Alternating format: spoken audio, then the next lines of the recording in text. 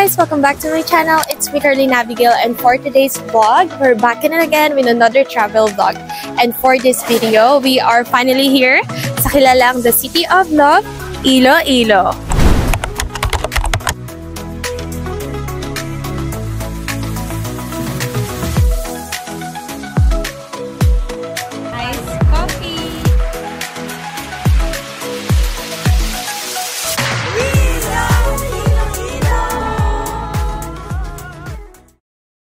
Maayong umaga guys! So ngayon, we are finally here sa sakayan ng Roro, going to Guimaras, and kumakain kami na pandesal. Maayong umaga! Maayong umaga! Maayong aga! Kamusta ka, Owen?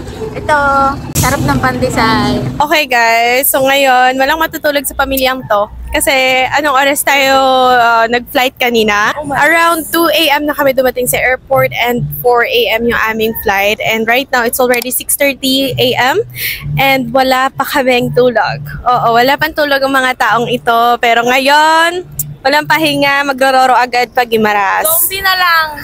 So ngayon, antayin lang namin yung next trip and we're off to Guimaras. After a 20-minute ride, we finally made it to Guimaras. And right away, we stopped at a local carinderia to try some authentic dishes. Okay guys, so we're finally here in Guimaras. And nandito tayo sa isang local eatery and tatry natin yung kanilang local delicacy, padi. So gata naman siya. And yan, tikman natin sila. And first, try ko yung estofado.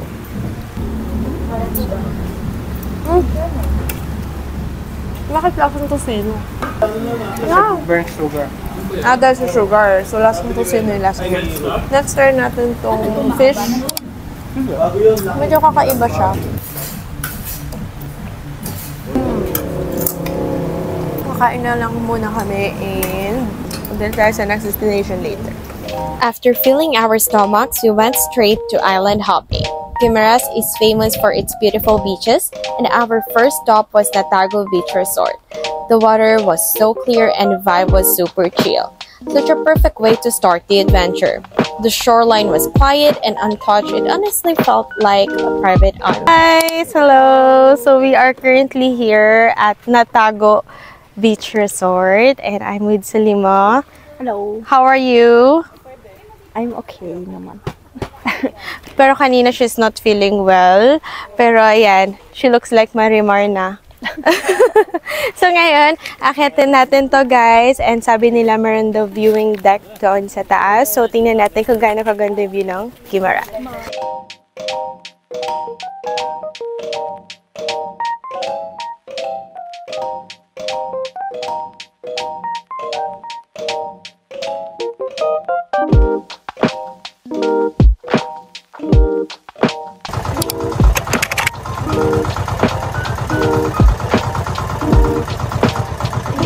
We're finally here on our second destination and we are here inside the Bat Cave. And amoy na amoy ko talaga ang mga... Kasi mababa tayo for the vlog. So kita niyo yung buwis buhay ko. Subscribe niyo na ako! Okay. Asan yung mga butike? Panike! Panike! Kuya, walang crocodile! Dito ka tumalon. Yeah, yeah. Kuya? Kuya! Yeah.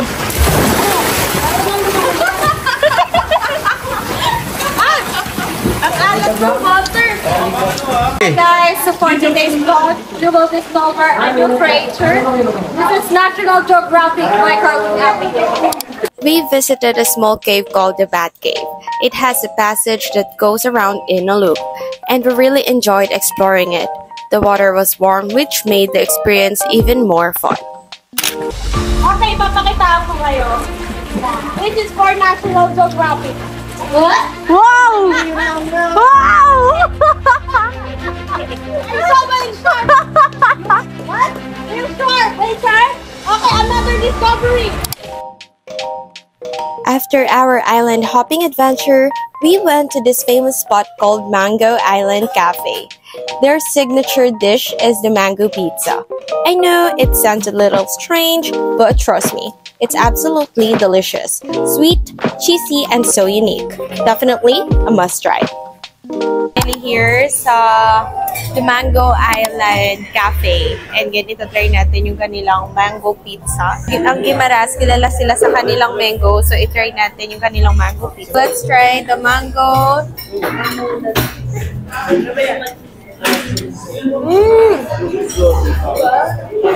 Ang kakaiba ng lasa niya. May tamis, may savor, cheesy. Nagbe-blend yung lasa. And pinartner ko siya with Americano para mas madali natin malasahan yung sweetness ng mango. For me, this one is a must try. So if you're going to visit here in Guimaras, try nyo itong flavor na to. And the next one that we will be trying, ito yung may jalapeno naman siya, cheese and mango. So try naman natin siya. Okay, so ito naman yung try natin, yung mango with jalapeno na pizza.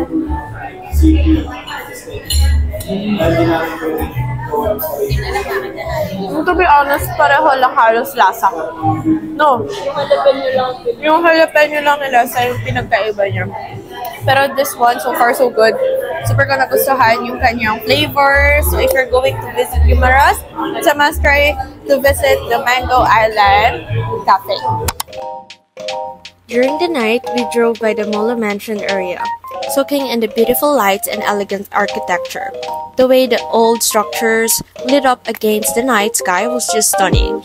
The city really shows a different kind of charm after dark. Hi guys! So it's already 7:27 in the evening and right now we're here at Molo Mansion! First time namin parehas sa Iloilo and ito yung isa sa sikat na parang ito yung madalas na pinagpo-food tripan ng mga tourists here in Iloilo. Tourist spots. One Yeah. of the tourist spots. So hindi ka pwedeng, hindi ka pupunta ng Molo Mansion nang pumunta ka ng Iloilo. So it's a must visit para matry nyo yung mga Ilocano. Hindi pala Ilocano. Ilonggo food. Ilonggo ba? Ilonggo food. Pero more on cafe yung mga nandito. So, More on cafe. Oo, sa bagay. Parang madaming cafe. kasi nightlife siya. Pero more on kainan naman. And very peaceful siya. So, yeah, ngayon hahanap tayo ng ating pwedeng kainan. And yeah, we're excited kasi dito kami nagdi-dinner. Okay guys, so dito sa tapat ng Molo Mansion, may sikat dito na kainan ng fishball, which is the Joanne's Fishball. So sabi nila kakaiba daw yung lasa ng fishball dito. Kasi unlike dun sa Manila, diba, parang iba yung texture niya. Pero dito, real talagang fish yung ginagamit nila. So let's see and tingnan natin kung ano yung lasa niya and order na tayo. Okay, so tikman na natin. Ito na yung sa akin. Chili sauce yung pinalagay ko.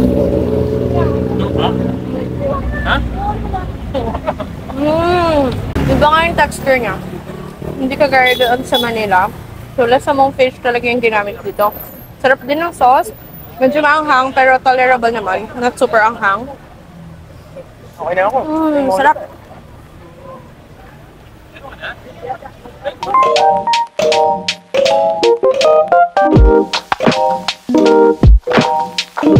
Ngayon, let's try itong molo. No?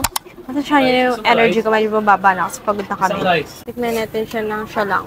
At least without any timpla. Natabang lang siya, so kailangan nyo siyang timplahan. So ito, para siyang may wonton. Tapos ito yung noodles niya. Yung kapal. Ganyan. Better if nilagyan niya ng chili or... Mainit. Lasang ano, yung loob nung parang dumpling, lasang longganisa. Vegan longganisa.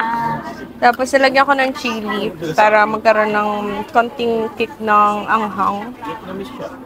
And then just gonna mix it and kain na muna ako kasi wala ng energy. And after that, we're gonna go back home na and tutulog na rin tayo. And we will proceed our tour tomorrow.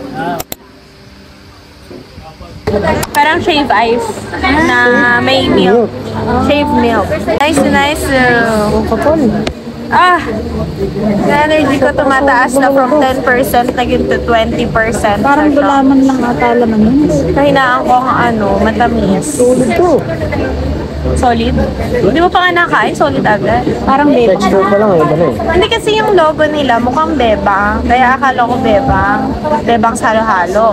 Ang name niya dito is Hello Halo. Hello Halo.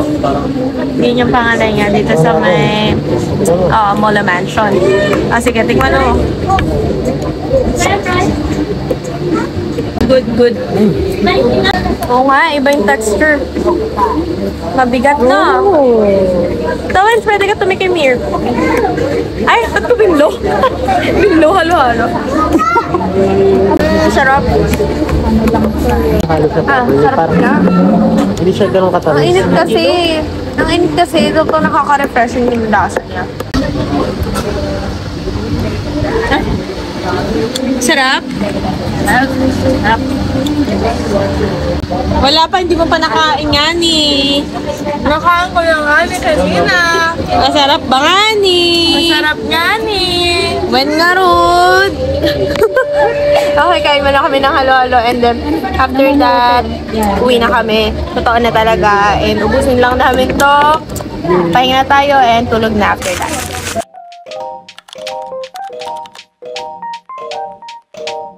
Good morning guys! So we are currently here sa parang pinaka-center nila sa Iloilo City and this is our day 2 here and kakatapos lang namin mag-visit doon sa isang museum pero hindi ako nakapag-video kasi bawal mag-take ng any videos. Photos lang yung pwede. So ngayon, naglalakad na kami papunta doon sa sasakyan kasi kakain na rin kami ng inasal.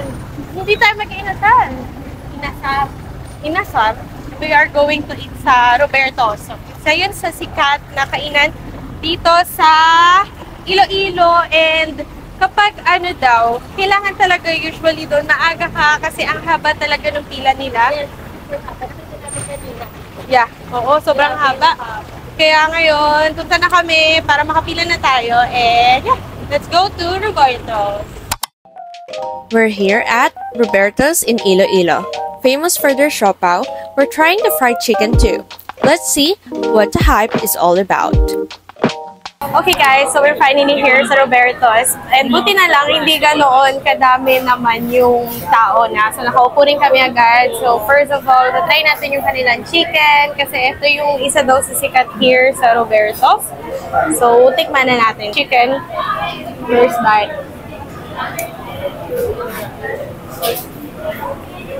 Lasang fried chicken na normal. Pero masarap naman. Kaya ito sikat. Sa tingin ko lang Kasi dahil napakamura niya. 130 pesos lang. Dalawang chicken na siya. That's why naghati na lang din kami. Kasi ang laki ng serving nila. So normal na chicken yung lasa niya. But I love yung fried rice nila. And then next is yung ating siopaw na pagkalaki-laki. Kasi ang laki na ng mukha ko. Ito yung kanilang siopaw. Tingnan niyo yung laman. Hindi nyo makita, nagbo-blur. Pero ayan siya. May egg, tapos may mga karne talaga inside. So, tikman natin siya. Kung may anong something special dito. Masarap. Kasi totoong karne siya. Tapos yung egg, hindi rin tinipid. But, for me, sakto lang naman. Oo nga, nothing special din. Although yung meat, I guess yun yung napapasarap dito. So, for me, it's a must try to visit Roberto's once you're going to visit Iloilo. Kasi ito yung sikat talaga at pinipilahan dito. Dito dyan, masarap? Masarap? Dapat. Ha? Dapat pinunuha nila ng sauce. Sauce na medyo dry kasi. Sarap yung luto nila pero kung ginawa nila ng special na sauce. Oo. Sarap. Actually, masarap na yan eh. Fried chicken, cheeseburger, pizza. We made a quick stop at the dried fish market to grab some pasalubong, then headed straight to Madge Cafe to try their famous local coffee and freshly baked bread, a must-visit spot in Iloilo. Okay, so right now, we're currently here sa Madge Cafe. And ito yung sikat na kapihan dito sa Iloilo. And bumili kami nitong iced coffee. Ang hindi naman, iced coffee. Tikman natin. Okay. Sure, ganun ka pa rin. Hindi rin katapang. Perfect. Perfect siya for you. Pero ano, yan. Ang kakaiba kasi dito yung brewing method nila. Kaya dinadayo itong Madge Cafe. And parang 1940 pa lang, no, meron ng Madge Cafe. Kaya isa siya sa mga local na cafe here in Iloilo.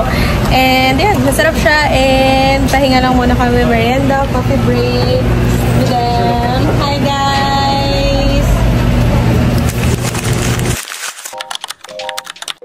On our third day, we decided to have lunch at Netong's for some authentic Lapas Bachoy. I finally got to try their famous bachoy with a side of puto, and it did not disappoint. Okay, so good afternoon guys. So it's already 1:27 and ngayon maglo-lunch na tayo sa labas. And nandito tayo sa Netong's na Lapas Bachoy. It's one of the OG na Lapas Bachoy here in Iloilo. So right now, ito yung in-order ko, yung Lapas Bachoy na mega. So complete topping siya. So let's try it. Tikman natin yung ating first Lapas Bachoy here in Iloilo. Yung toppings niya may pork, liver, what else? Hindi ko alam yung iba. Pero may mga laman loob siya. So, tikman natin yung sabaw. Sarap. Tapos, ito yung kanyang noodles. Mickey yung ginagamit nila. Yun yung original. And then, tikman natin itong mga toppings.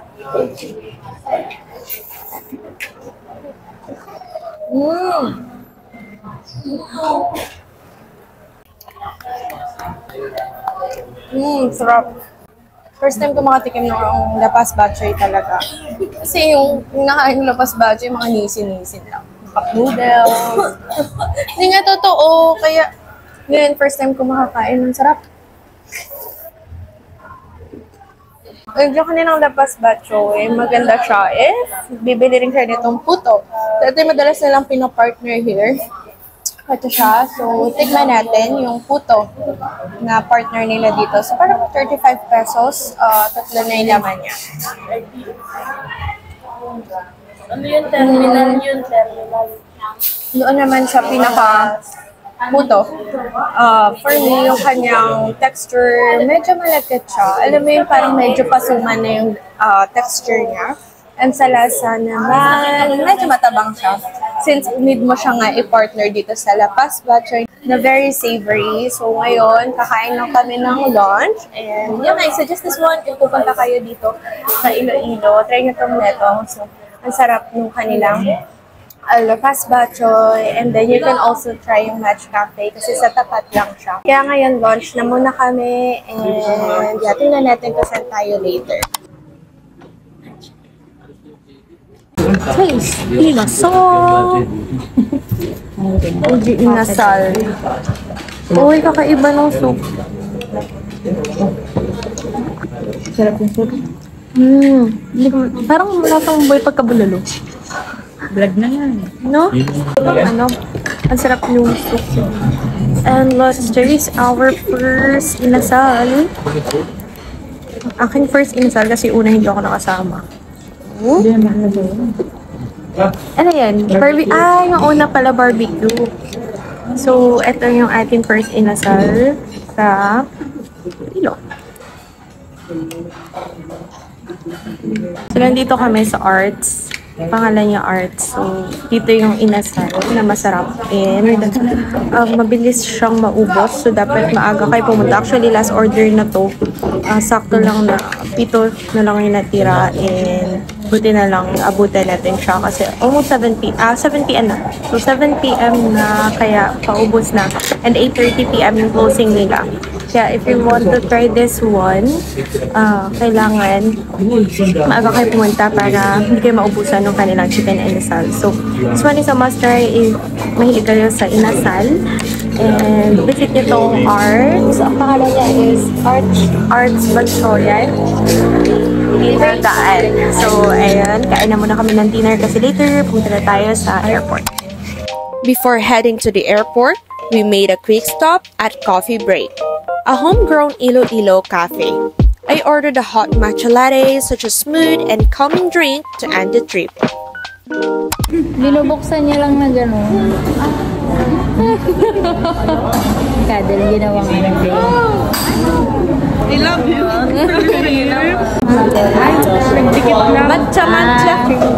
Pinahiram lang sa akin ni Sinimo. We're here at Coffee Break. And Pinahiram niya sa akin. order ko ng hot matcha latte. Kasi ito. Ako, sabi niya, gusto ko daw Hot latte. hiramin. Mukha kasi. Cheers tayo dyan. Sarap yung matcha nila. Ay, Sarap. okay, sana. So, coffee break muna. Maganda yan kung naka... Oo nga.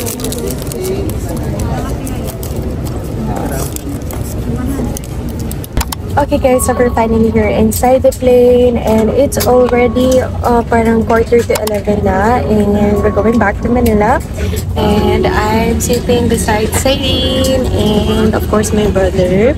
And ngayon, how was your trip in Iloilo? It's so good, lalo na yung mga food. Yeah, yung food yung Babalikan, lalo na yung mango pizza. Yes, mango pizza ng Guimaras. Mango Island Cafe yata yung name niya. So, yun yung pinaka parang tumatak dun sa or highlight ng trip namin, yung mango pizza when it comes to food trip. And I really enjoy Iloilo. Parang ano siya, more on food trip yung ginawa namin dito. And ayun, so i-close ko na rin tong vlog na to together with them. Say hi! Thank you guys again for watching this video. Don't forget to like, subscribe, and click the notification bell so you get updated every time I upload a new video. Thank you guys for watching and see you again on the next travel vlog.